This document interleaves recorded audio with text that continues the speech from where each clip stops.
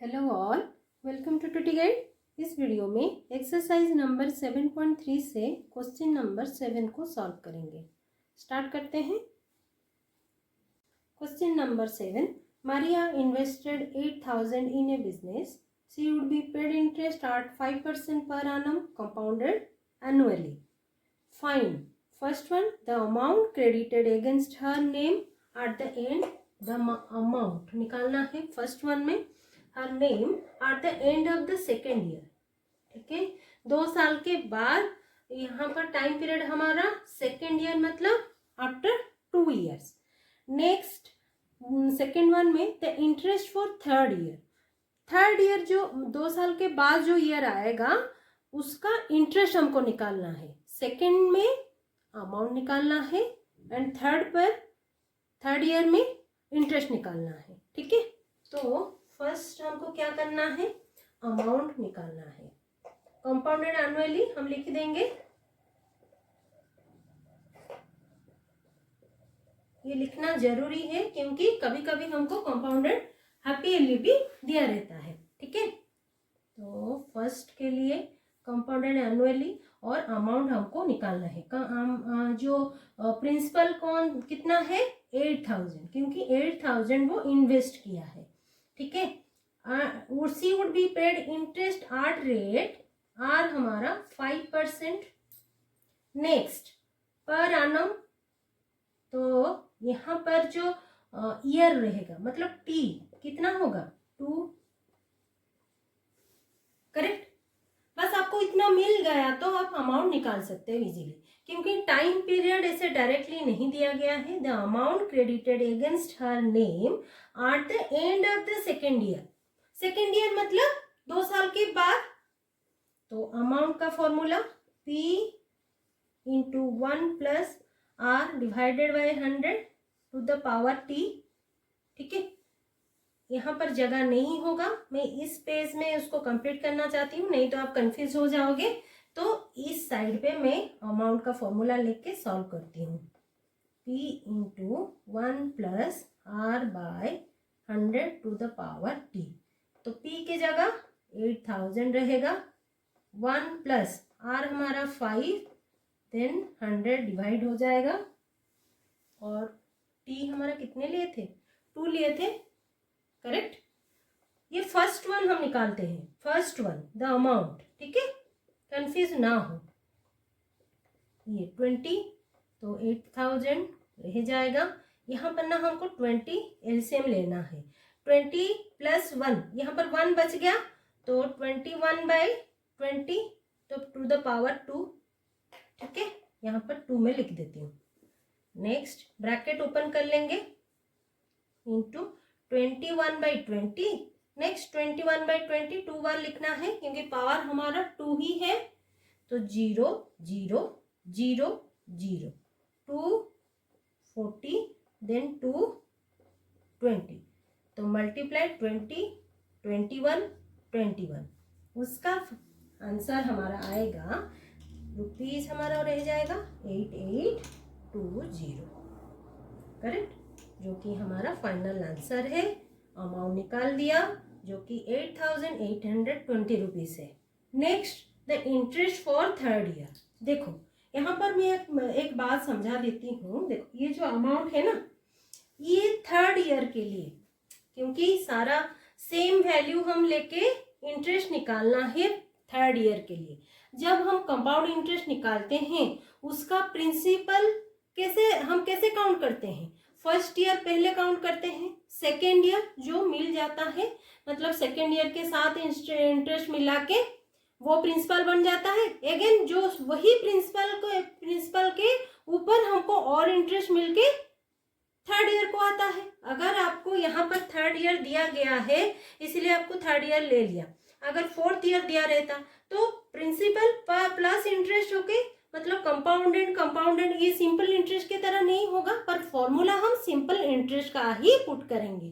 ठीक है, क्योंकि यहाँ पर हमको प्रिंसिपल पता चल गया, बस थर्ड ईयर के लिए हमको निकालना है। करेक्ट, अदरवाइज आप ना ये फॉर्मूला पुट करके देखो, अमाउंट हमको मिल गया, इंटरेस्ट निकाल के आप भी जो कंपाउंड इंटरेस्ट हम निकालते हैं ना, वो निकाल के भी आप फाइनल आंसर निकाल सकते हो।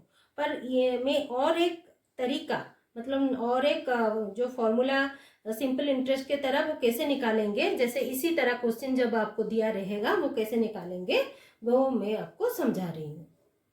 ठीक है, second one the interest for third year के लिए निकालेंगे।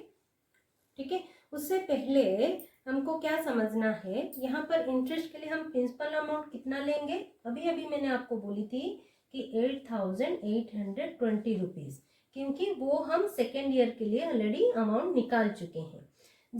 मैंने आपको एक्सरसाइज 7.3 जब स्टार्ट किया था तभी आपको समझाई थी कि सिंपल इंटरेस्ट और कंपाउंड इंटरेस्ट क्या है।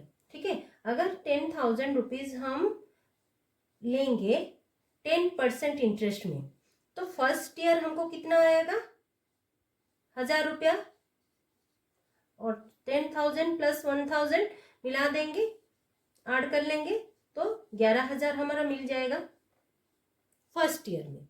ठीक है, तो ये जो 11,000 है सेकेंड ईयर का प्रिंसिपल अमाउंट बन जाएगा, है कि नहीं। उसके ऊपर हमारा फिर 10% लागू होगा सेकेंड ईयर के लिए। सेकेंड ईयर में प्रिंसिपल अमाउंट 11,000 हो गया, 11,000 के ऊपर 10% लागू होगा।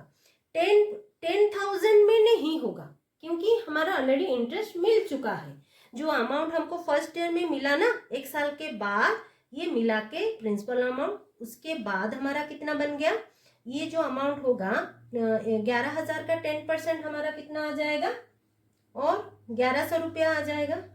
ये 1,100 रुपया अभी यहाँ पर ऐड हो जाएगा। ठीक है, थर्ड ईयर में 12,100 रुपया हो जाएगा। ये 12,000 थर्ड ईयर में 12,100 रुपया के ऊपर 10% लागू होगा। ठीक है, इसी तरह हम कंपाउंड इंटरेस्ट निकालते हैं। सिंपल इंटरेस्ट में हर ईयर हमको सेम इंटरेस्ट मिलेगा। ठीक है, तो ये जो अमाउंट है 1,210 रुपया मिलेगा टोटल हमारा after 3 years, third year complete. तो ये तीनों मिला के हमको कितना आ जाएगा, 3,310 रुपीज। और ये 10,000 हमारा था, 3,000 हमको मिला, तो ये टोटल हमारा ऐड हो जाएगा। ठीक है, वही चीज ना मैं यहाँ पर ली हूँ। ठीक है, तो प्रिंसिपल अमाउंट हम सेकेंड ईयर के लिए निकाल लिए। आपको कंफ्यूज हो रहा होगा कि क्यों होगा, प्रिंसिपल अमाउंट तो हम 8,000 ले सकते थे ना, नहीं ले सकते, क्योंकि interest for third year same question, same amount, same value, same rate of interest है, तो उसी में हमको इसी तरह काउंट करके आप डायरेक्टली ऐसे पुट करके कर सकते हो। तो प्रिंसिपल अमाउंट आ गया, रेट हमारा 5% है, और टी 1 ईयर होगा। क्यों 3 ईयर क्यों नहीं होगा, इंटरेस्ट फॉर थर्ड ईयर।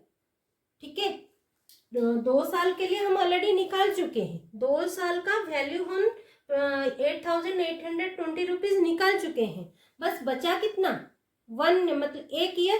तो पावर सिंपल इंटरेस्ट हम निकाल देंगे, डायरेक्टली फॉर्मूला पुट करेंगे, P into R into T divided by 100।